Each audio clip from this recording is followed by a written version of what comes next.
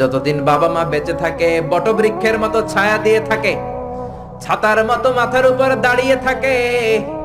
ও মিয়া, বন্ধু চলে গেলে বন্ধু পাওয়া যায়, ওয়াইফ চলে গেলে ওয়াইফ পাওয়া যায়, টাকা চলে গেলে টাকা পাওয়া যায়। জনম দুঃখিনী মা যদি দুনিয়া ছেড়ে চলে যায়, মারে আর পাওয়া যায় নাকি? ওগো মা, তুমি এই ধরনের শ্রেষ্ঠ নেয়ামত, তোমারই পদ তলে রয়েছে জান্নাত। এজন্য মায়ের দোয়া এমন দোয়া কখনো ফিরে না।